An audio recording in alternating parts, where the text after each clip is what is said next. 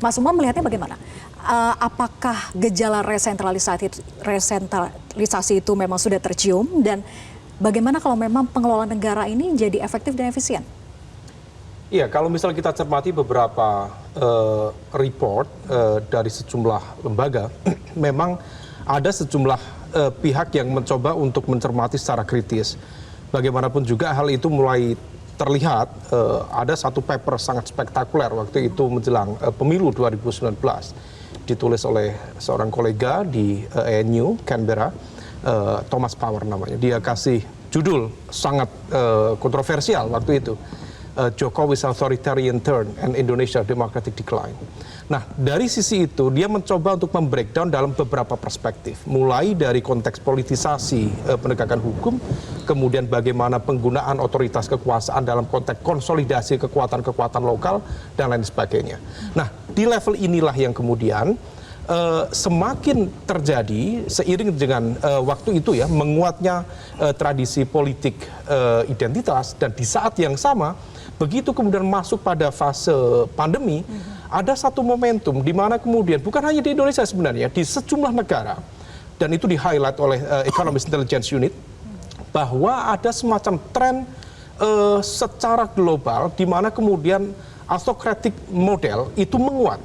Atas namanya adalah mengefektifkan dan juga pengambilan keputusan secara lebih cepat dalam ruang kebijakan publik yang waktu itu memang betul-betul menghendaki adanya pengambilan keputusan secara cepat. Tetapi di saat yang sama, momentum pandemi COVID-19 itu dimanfaatkan oleh kekuatan-kekuatan politik tertentu sebagai sebuah medium untuk mengkonsolidasikan kekuatannya. Dan dalam beberapa kasus, hal itu kemudian bersimbiosis dengan menguatnya fenomena autocratic populism model. Jadi satu karakter yang sebenarnya melakukan resentralisasi, tetapi masyarakat sendiri tidak banyak kemudian merespon itu sebagai sebuah bentuk ancaman, tetapi sesuatu yang dianggap memadai, sesuatu yang dianggap wajar, karena memang ada basis populisme di situ. Nah, ini yang kemudian tampaknya menjadi catatan cukup serius, terutama misalnya di Indonesia. Di satu sisi, misal tadi yang disampaikan oleh Prof. Jo, terkait dengan konteks amandemen dulu Undang-Undang KPK, kemudian bagaimana pengambilan keputusan dalam level Undang-Undang Minerba. Tidak ada angin, tidak ada hujan. Situasi lagi pandemi, waktu itu lagi semua orang di rumah semua. Tiba-tiba pengambilan keputusan. Kita juga terbelalak, kok bisa diambil seperti itu. Yang tidak kalah spektakuler waktu itu adalah Undang-Undang Cipta Kerja.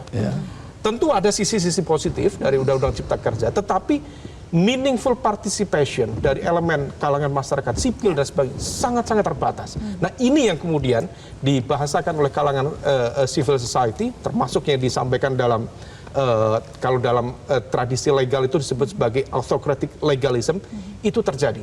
Sangat terbatas atau memang benar-benar tidak dilibatkan?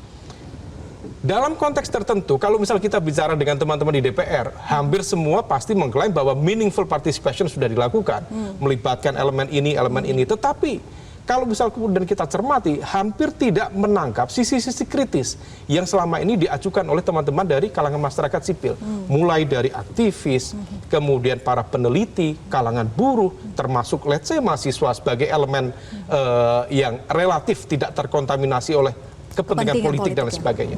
Nah, oleh karena itu, ini yang kemudian menjadi catatan, termasuk di dalam konteks bagaimana terjadi situasi ini tertransfer dari apa yang terjadi di level lokal, kemudian di nasional juga menunjukkan gejala yang relatif sama.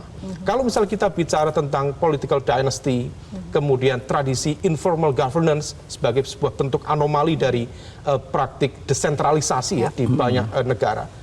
Dalam konteks makro juga terlihat begitu vulgar. Nah, ini yang kemudian seolah kritikan-kritikan dari kalangan strukturalis, let's say kritikan yang selama ini diajukan dari kelompok-kelompok neomarxis seperti Pak Fedi Hadis, Pak Richard Robinson, termasuk beberapa peneliti yang memang mengambil sisi kritis terhadap tradisi neoliberal, di mana desentralisasi itu kan logikanya harusnya menghadirkan good governance. Good governance menghadirkan public delivery service. Yang ada, desentralisasi menghadirkan decentralized corruption, menghadirkan bagaimana kemudian oligarki di tingkat lokal yang itu justru membuat elemen-elemen kekuatan governance saling mengunci. Yang ada local governance tidak tercipta.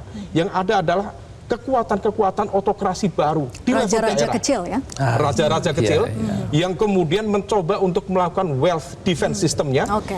Bapaknya sudah terpilih, istrinya terpilih, anaknya terpilih, dan itu kemudian seolah-olah tertransfer ke banyak elemen di Indonesia saat ini. Jelajahi cara baru mendapatkan informasi. Download Metro TV Extend sekarang.